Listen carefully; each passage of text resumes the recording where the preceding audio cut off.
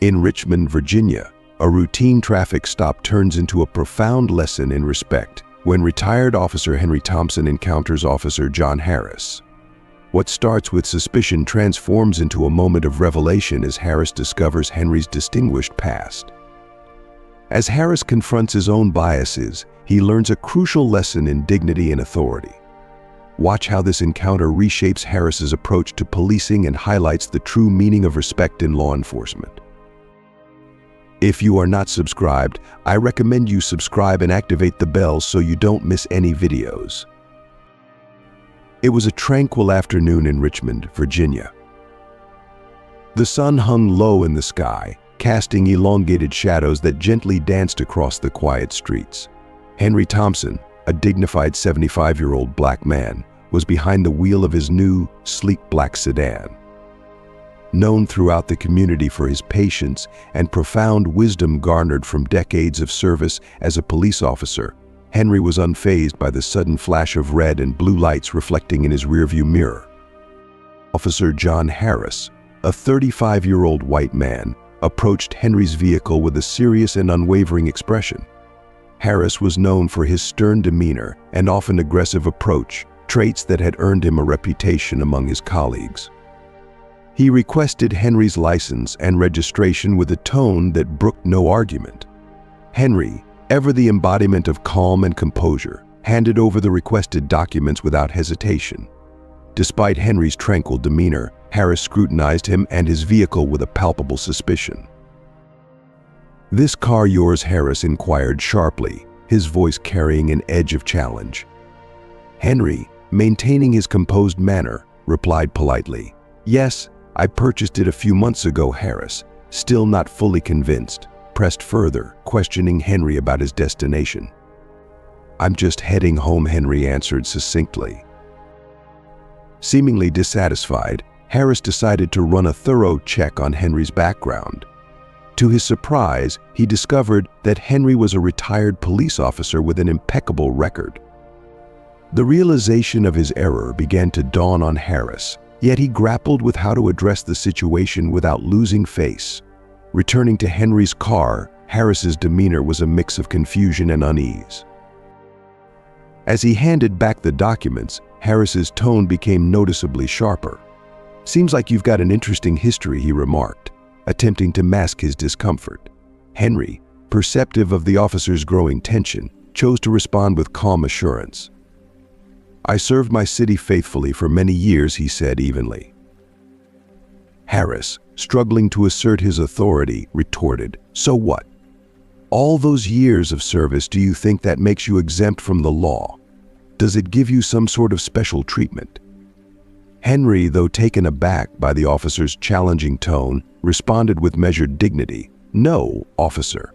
I'm not asking for any special privileges, just a measure of respect."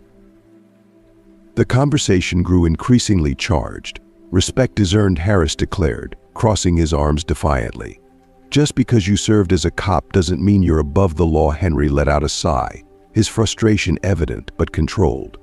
"Officer Harris, I understand you're doing your job, but treating me this way is a misstep," he said with a tone of quiet authority. "I have more years of service than you've been alive. This approach isn't appropriate." Harris, grappling with a mixture of shame and anger, begrudgingly acknowledged his mistake without fully admitting it. "I'll overlook this incident this time," he said, his voice carrying an edge of reluctant concession. "But remember, the law applies equally to everyone." He took a step back, signaling the end of the encounter. Henry watched as Harris retreated, a sense of understanding settling over him. He recognized that the young officer had much to learn about genuine authority and the true essence of respect. As Henry resumed his drive through Richmond, he reflected deeply on the encounter. He realized that while he had planted a crucial seed of understanding, it would require more than just this single interaction for Harris to fully grasp the depth of what it means to be a police officer. Henry's thoughts lingered on the young officer, knowing that Harris's journey toward maturity and understanding would be gradual. Life's experiences would eventually impart the lessons that Harris needed, even if they took time to unfold. Henry drove home with a contemplative calm, fully aware that the most profound lessons often come over time and lived experience. Meanwhile, as Harris returned to his patrol car, a mounting sense of unease began to settle over him. He sat behind the wheel, took a deep breath, and accessed the police database. His fingers hovered over the keyboard as he typed in Henry Thompson and hit the enter key. What appeared on the screen took him by surprise and left him stunned. Henry Thompson was not merely a retired officer, he was a veritable legend within the Richmond Police Department. He had a storied career, known for solving some of the most complex and high-profile cases. His accolades included multiple medals of honor, and he had been a mentor to numerous individuals who had risen to high-ranking positions within the department, including Harris's superior, Captain Robert Matthews. As Harris absorbed the details of Henry's illustrious career, his face lost all color. The gravity of the revelation hit him hard. The man he had previously regarded with disdain was, in fact, a towering figure in law enforcement, with a legacy that far exceeded his initial understanding. "My God," Harris whispered to himself, overwhelmed by the magnitude of what he had just discovered. His radio crackled to life, and his supervisor's voice came through, asking Harris, "Everything okay out there?" Still in shock, Harris managed to reply, "Yes, Sergeant, just finishing up a check." His sergeant, perceptive to Harris's distracted tone, responded, "All right, keep me posted if you need anything." As Harris turned off the radio, he sat in silence, grappling with the realization that he should apologize to Henry or report the incident to Captain Matthews. However, his pride and reluctance prevented him from taking immediate action. The gravity of Henry's true identity had profoundly shaken Harris. He feared that Henry's connection to Captain Matthews could jeopardize his career. Doubts and fears gnawed at him as he realized the influence and authority he had tried to assert over Henry were now slipping away. Determined to make amends before it was too late, Harris resolved to confront his mistake head-on. If you are still watching this video and find these stories useful, please comment number 1 below to let me know that you are still watching this video with me. Thank you for your valuable time. "I need to talk to him," Harris muttered to himself, recognizing that he needed to confront his previous arrogance and change his approach. As he deliberated his next move, he was acutely aware that any further misstep could have severe consequences. With a sense of urgency and trepidation, he braced himself to face the truth and rectify his earlier behavior. Meanwhile, Henry Thompson had just parked his car in his garage and was still reflecting on his encounter with Officer Harris. He understood that Harris was grappling with recent events and realized that this was a crucial test of character for the young officer. As Henry entered his home, the phone rang. Glancing at the caller ID and seeing his old friend's name, he answered with a warm smile. "Robert, my old friend, how are you?" Captain Robert Matthews, now a distinguished 55-year-old with a voice that combined firmness and warmth, responded, "Henry, I'm well, but there's something important we need to discuss. Could you come down to the department?" Henry could sense the seriousness in Robert's tone, but trusted his friend to handle such matters with fairness. "Of course, Robert. I'll be there in a few minutes," Henry replied. As he drove to the department, Henry reminisced about his long-standing friendship with Robert. They had collaborated for years, and Robert had always shown him deep respect as a mentor. Upon arriving, Henry was greeted with warmth and respect by the officers he had previously trained. In Robert's office, Henry found his friend buried in a pile of paperwork. Robert stood up to greet him, shaking Henry's hand and gesturing for him to take a seat. "Henry, it's always a pleasure," Robert said. "From the tone of your voice, it seems we have something important to discuss." Henry settled into the chair and responded, "Indeed. I received a report about an incident involving you and Officer John Harris. The report described the situation as tense." Henry, never one to mince words, said, "Tense is a mild way of putting it. He disrespected me. I want to understand why a young officer is using his position to intimidate people. Robert stroked his chin thoughtfully and explained, "Harris is a good officer but still in the learning phase. He comes from a background where authority is perceived rigidly and has not yet grasped the distinction between being firm and being unfair." Henry nodded, absorbing Robert's explanation. "I see that, and that's why I'm here." Robert said, "I'm not interested in punishing him, but he must understand that being a police officer involves more than just exerting authority. It's fundamentally about serving the community with genuine respect and empathy." Henry concurred with Robert's sentiment and volunteered to speak with the young officer. He believed that his own experiences and insights could offer valuable guidance to the officer and help him align better with the core values of the profession. Henry was willing to engage with the officer if it meant steering him away from potentially detrimental behavior. Robert decided to call Harrison to his office. As Henry prepared for this pivotal discussion, he recognized the significance of the moment. It was an opportunity to impart a vital lesson about the nature of policing. When Harrison entered the office, his demeanor reflected a blend of anxiety and regret. He seemed apprehensive about the upcoming confrontation. "Officer Harris, please take a seat," Robert instructed, gesturing towards a chair. Harris complied, sitting down as he felt a surge of unease intensified by Henry's composed and steady gaze. Robert initiated the conversation by addressing Harris about the recent incident involving Mr. Thompson. He then invited Henry to provide his perspective on the matter. Henry began his remarks with a thoughtful tone. "John, I understand that you were simply doing your job, but being a police officer entails much more than just enforcing the law. It's fundamentally about serving and protecting every member of the community." Henry emphasized that Harris had approached the situation with Mr. Thompson in a manner that treated him more like a problem than as a person deserving of respect. He underscored that true strength in law enforcement is demonstrated through treating everyone with dignity, irrespective of their appearance or circumstances.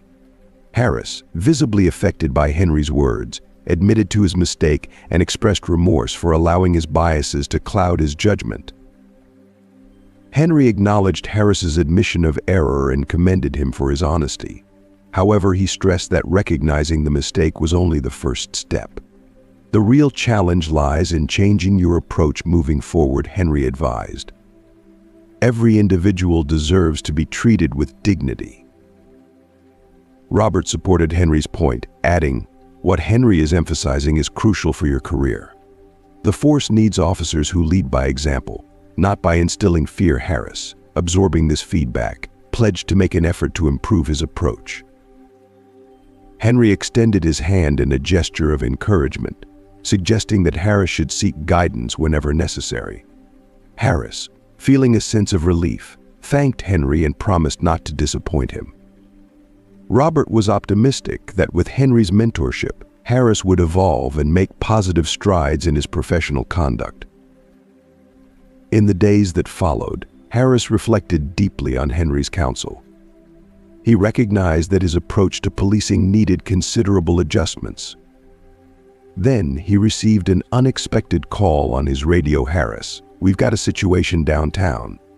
A group of young people is behaving suspiciously near the park. We need you to check it out." Harris responded promptly, "Understood, I'm on my way," and drove to the park. Upon arrival, he observed a group of young black individuals sitting on a bench, engaged in conversation and laughter.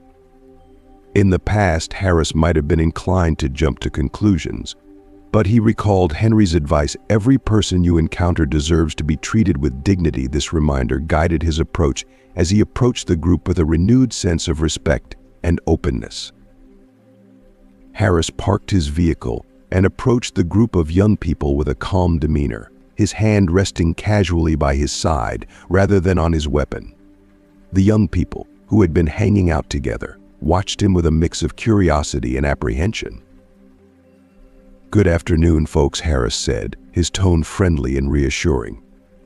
"Everything okay here?" One of the young men, who appeared to be around 16 years old, responded with a hint of suspicion in his voice. "Everything's fine, sir. Why? Did something happen? Noticing the hesitance in their responses, Harris maintained a warm smile and reassured them. No, nothing's wrong. I was simply asked to check on this group. It seems like you're all just enjoying your day. As Harris spoke, the tension in the air seemed to dissipate. Another boy in the group nodded and said, "Yes, sir, we're just talking and hanging out." Harris relaxed his posture, feeling the situation at ease. That's good to hear. Sometimes people get concerned over nothing. I'll report that everything is fine here. Just remember to keep the noise down a bit so you don't disturb the neighbors. The young people, visibly relieved, exchanged smiles. "Sure thing, sir. We'll keep it down," the first boy said gratefully. As Harris turned to head back to his car, he paused and added, "One more thing, if you ever need anything or feel like you're being treated unfairly, don't hesitate to reach out to me. We're here to help." The young people seemed taken aback but nodded in appreciation. "Thanks, sir. We'll remember that," one of them replied. Feeling a sense of fulfillment, Harris walked back to his car with a new perspective. Later that evening, he made his way to Henry Thompson's house. Henry, taken by surprise, greeted him with a curious expression. "John, is everything okay?" Harris returned the greeting with a smile. "Yes, Mr. Thompson. I just wanted to thank you for your guidance. Today, I handled a situation differently, with more respect and empathy, thanks to your advice." Henry's face lit up with a warm smile. "I'm glad to hear that, John. Being a good officer is all about continuously learning and serving everyone with respect." Feeling reassured by the conversation, Harris said, "Thank you, Mr. Thompson. I'll keep working on improving and might come by for more advice in the future." Henry chuckled and responded, "My door is always open for you, John." As Harris walked back to his car, he felt a profound sense of change within himself. A few weeks later, while on duty, he received a call about a possible break-in in a neighborhood where he had previously encountered difficulties. Determined to approach the situation with fairness, he arrived to find a black man, David Mitchell, standing in front of a house with a broken lock. Harris approached with the same calm demeanor he had practiced. "Good morning, sir. We received a report about a break-in. How can I assist you?" David, visibly tense, responded, "I'm David Mitchell. I came back from a trip to find the door like this. Someone must have broken the lock while I was away." If you are still watching this video and find these stories useful, please comment number 2 below to let me know that you are still watching this video with me. Thank you for your valuable time. Harris, having come to trust David's sincerity, said, "Let's go through this together and see what." They walked into the house, where Harris immediately observed, "It looks like whoever was here didn't manage to get inside. You might have prevented something much worse from happening." David, visibly relieved yet still visibly shaken by the ordeal, responded, "I hope so. Things have been changing around here lately, and not for the better." Harris empathized, "I understand. I grew up in a neighborhood that went through similar changes, so I know how difficult it can be. We're here to ensure the safety of the community." Harris then reassured David, "I want you to know that you can count on me and my department for support." David looked at Harris with a mixture of surprise and gratitude. He hadn't anticipated such understanding and compassion from a police officer, particularly given the community's previous interactions with law enforcement. David replied with genuine appreciation, "Thank you, officer.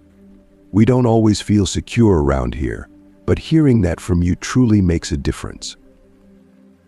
Harris felt a profound sense of fulfillment. He realized he was embodying the values Henry had advocated, using his position not to intimidate but to protect and connect with the community. "I'm glad I could offer some reassurance," Harris said as he handed David his contact card. "If you ever need anything or have concerns, don't hesitate to reach out." David took the card and responded with a warm smile, "I will." "Thank you, officer." As Harris walked back to his patrol car, he felt a deep sense of satisfaction. He had faced a potentially dangerous situation while confronting a piece of his past. Guided by Henry's wisdom, he recognized that his journey was evolving beyond mere law enforcement. It was about personal growth and self-discovery. The sun began to set as John Harris made his way into Central Cafe, one of the oldest and most cherished spots in Richmond. He had arranged to meet Henry Thompson for coffee, integrating this into his new routine of learning and introspection. Henry was already seated, engrossed in an old newspaper. He folded the paper and set it aside as Harris approached. "John, it's good to see you," Henry greeted warmly. Harris smiled, feeling a sense of tranquility as he took his seat. "Thank you for meeting with me, Mr. Thompson. I wanted to share something that recently occurred and how it impacted me." Henry nodded attentively. "Of course, John. I'm here to listen." Harris recounted the encounter with David Mitchell, detailing how he had approached the situation with newfound empathy and how it had left him feeling more positive about his role. Henry listened intently, his expression thoughtful. "I think I'm starting to grasp what it means to serve and protect with genuine respect. I've never felt so fulfilled in my job," Harris said, his voice reflecting his growing understanding. Henry's eyes lit up with approval. "I'm pleased to hear that. Every small victory is a step forward.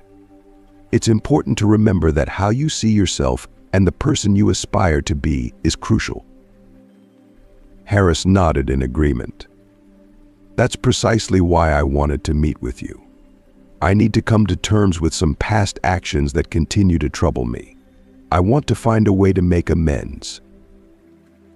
Henry's gaze grew more intense, reflecting his focus on the matter. "Acknowledging our past mistakes is an essential first step. Is there a particular incident that's been weighing heavily on you?" Harris hesitated momentarily, then spoke with a deep sense of regret. "A few years ago, when I was still a rookie, I encountered a black man in a predominantly white neighborhood. I called for backup and treated him as if he were a criminal without any just cause. I deeply regret that action." Henry listened intently, fully grasping the weight of Harris's heartfelt confession. "We all make mistakes," he said softly, his tone imbued with empathy. "What truly matters is how we respond to those mistakes. You're confronting this issue head-on, and that shows a genuine desire to improve yourself. I'm here to help you find peace with this." Harris gazed at Henry, sensing the depth of sincerity in his words. "But how do I forgive myself?" he asked, his voice filled with both anguish and hope. "Mr. Thompson, how can I move forward knowing that I was unfair and wrong?" Harris's voice trembled with the rawness of his emotion. Henry took a moment to collect his thoughts, drawing in a deep breath before offering his guidance. "Forgiveness begins with accepting that you are not perfect," Henry explained thoughtfully. "It's about recognizing your imperfections while committing to making positive changes. You've already taken the crucial first step by acknowledging your mistake. Now it's important to focus on making amends.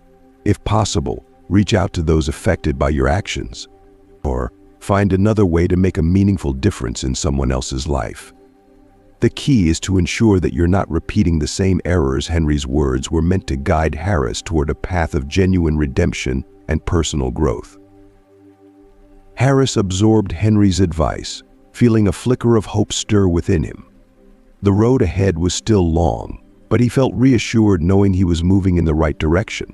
With guidance from someone who understood the complexity of human fallibility, he felt a renewed sense of determination.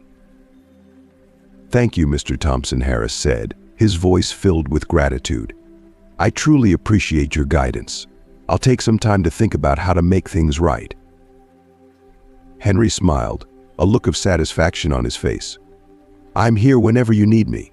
What matters now is your actions. The past is behind us. What you do with the future is what counts," he concluded, ending the conversation with a note of hopeful encouragement. As their discussion continued, Harris's confidence grew. With Henry's unwavering support and his commitment to self-improvement, he believed that personal growth was within reach. The evening concluded with a mutual agreement to continue meeting, and Harris left the cafe feeling that forgiveness and transformation were indeed possible. The following day mirrored John Harris's inner turmoil with its cloudy and cold weather. Reflecting on Henry's advice throughout the week, Harris resolved to apologize to the man he had wronged years ago. He felt that this act of contrition was essential for moving forward and finding peace with his past. Nervously but resolutely, Harris had traced Michael Carter's address through old records and diligent research. Address in hand, he drove through the city, his mind racing with anticipation and anxiety. Upon arriving at Michael's modest home, Harris's heart pounded with a mix of fear and hope.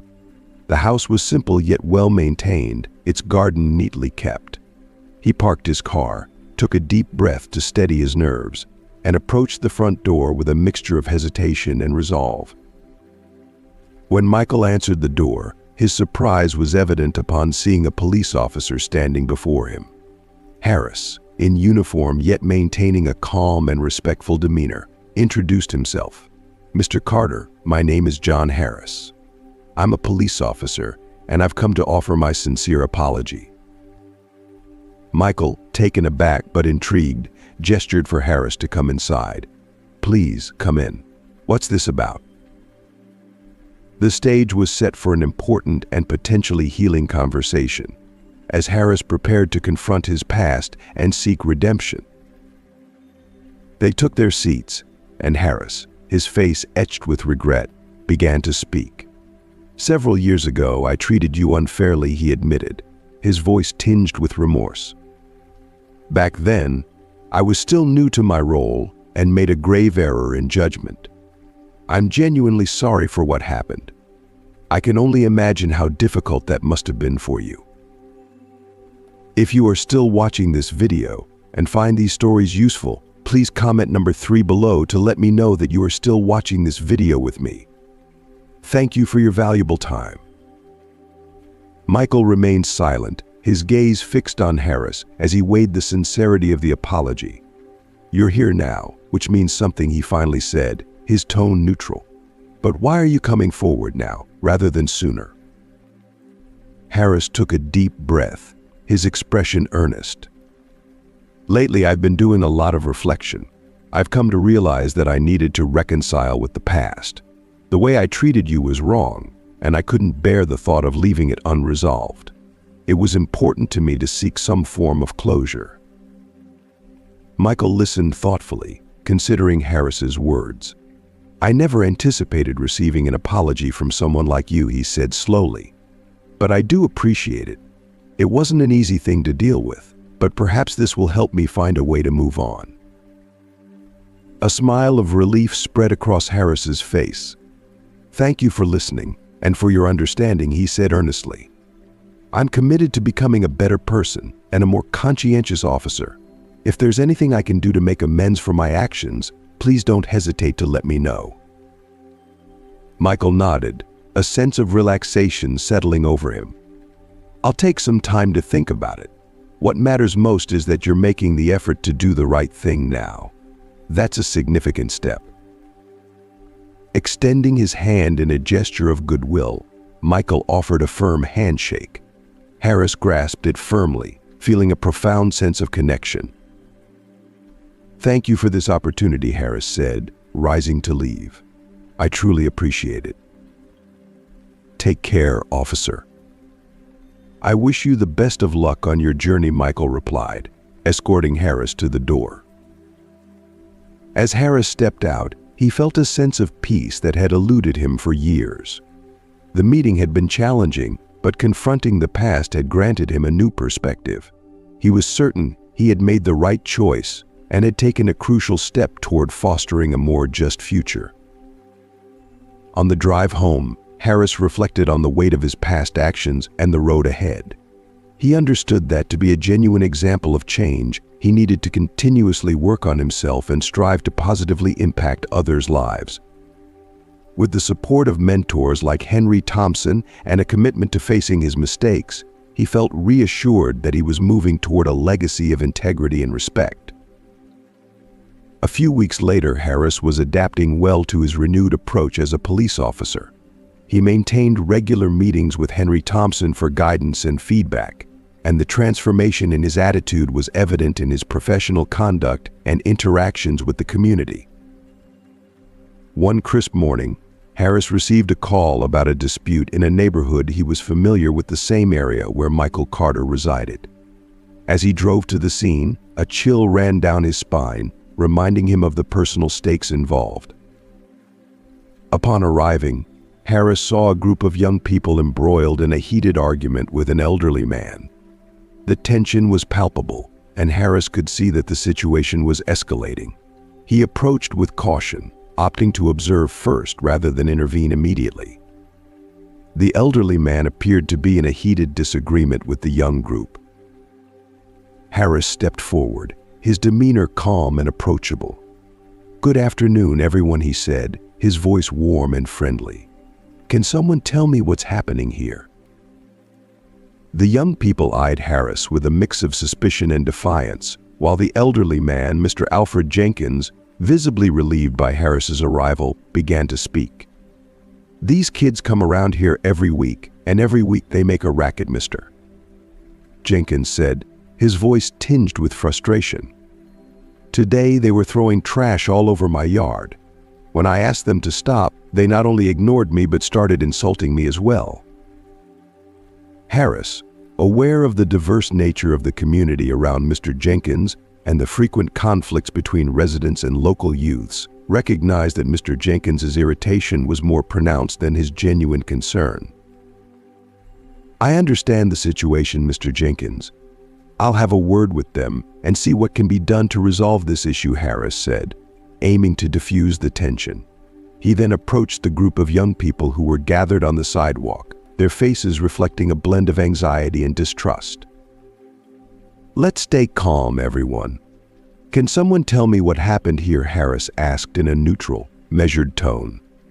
Marcus, one of the young men, responded with evident frustration. "We were just hanging out and having some fun. The old guy started fussing about a bit of trash. It feels like he doesn't want us around at all." Recognizing the need for a delicate approach to prevent further escalation, Harris addressed them with a calming demeanor. "I get that you're just trying to enjoy yourselves, but it's important to be respectful of other people's spaces. I'll talk to Mr. Jenkins and work on finding a solution to this problem." Returning to Mr. Jenkins, who was still visibly agitated, Harris explained, "Mr. Jenkins, I'll ask the young people to clean up the trash they left behind. They're just kids, and while they might be noisy, we can find a peaceful way to resolve this." Mr. Jenkins's demeanor softened somewhat. "I appreciate that, officer. It's not that I don't want the kids to have a good time. It's just that they need to learn some respect for other people's property," he replied, his voice weary but hopeful. Harris then signaled to the young people to begin cleaning up. With Marcus and his friends' help, the trash was quickly picked up, and the tension in the air started to dissipate. Mr. Jenkins, though still a bit discontented, appeared relieved by the resolution. After concluding the matter, Harris said his farewells and returned to his patrol car. He found a note in his mailbox, marked with the seal of Michael Carter's office. The note read, "Dear Officer Harris, I've heard positive feedback about your work in the community and wanted to extend my gratitude for your recent efforts. Change is often a gradual process, but your dedication is making a difference. If you need any assistance or wish to discuss potential improvements, I am here to support you. Best regards, Michael Carter." Feeling a mix of gratitude and humility, Harris recognized that Michael Carter's acknowledgement of his efforts and offer of support was significant. It was a sign that his actions were beginning to have a tangible impact. That evening, as Harris reflected on his day, he felt a deep sense of fulfillment. Supported by individuals like Henry and Michael, he was more determined than ever to continue his work with sincerity and dedication. As summer transitioned into fall, Richmond prepared for the seasonal changes. Harris continued to apply the lessons he had learned, and his efforts were increasingly recognized by both his colleagues and the community. If you are still watching this video and find these stories useful, please comment number 4 below to let me know that you are still watching this video with me. Thank you for your valuable time. On a crisp, beautiful day, Harris attended a community recognition ceremony where he represented the police department. The event was filled with a sense of optimism and celebration. Henry Thompson, who had been a supportive mentor, was also in attendance. They greeted each other warmly, acknowledging the progress made. "John, how are things going?" Henry asked, shaking Harris's hand with genuine interest. "Everything's going well, Mr. Thompson. It's encouraging to see that the community is recognizing the improvements," Harris replied, his tone reflecting his satisfaction. Henry smiled. "Change is a continuous process, and it's crucial to acknowledge even the small steps forward," he said.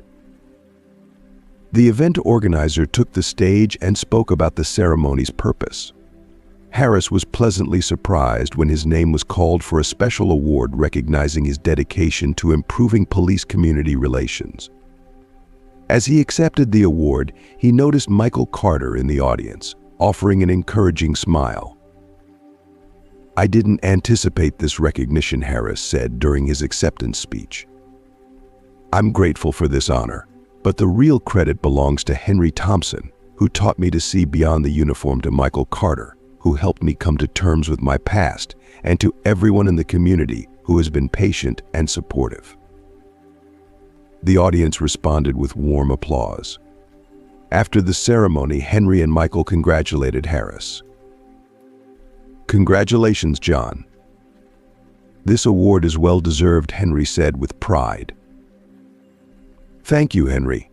Your support has been instrumental in my journey," Harris responded earnestly. Michael smiled and said, "Thank you for all your hard work. It's wonderful to see an officer committed to making a difference. If you need any further assistance or wish to discuss new ideas, I'm always here to help." Harris shook Michael's hand. "I appreciate that, Michael. Your support has meant a lot to me, especially in coming to terms with my past," he said sincerely. The event concluded with a sense of camaraderie and shared purpose. Harris, Henry, and Michael discussed the next steps to further strengthen police-community relations. As the sun set, marking the end of the event, Harris felt inspired and determined to continue his work with renewed dedication. He understood that the journey of change was ongoing, but with the support of those who shared his vision for a better future, he felt confident that he was on the right path. His legacy of effort and willingness to confront his mistakes would serve as a positive example and contribute to transforming his community for the better. He was ready to face future challenges, knowing that each day presented a new opportunity to make a meaningful difference. As we conclude this powerful narrative, we've journeyed through profound stories of respect, authority, justice, and personal growth. We've seen how these themes play out in the lives of our characters, each facing challenges that resonate deeply with the complexities of real life. Now, we turn to you. What have you learned from these stories? How have these moments of transformation, reflection, and understanding inspired you? Share one lesson that you'll bring into your own life in the comments below. If you enjoyed this video, please leave your comment below, and don't forget to like, share, and subscribe to our YouTube channel. By subscribing and activating the bell, you won't miss any of our upcoming videos. Let's continue to learn and grow together.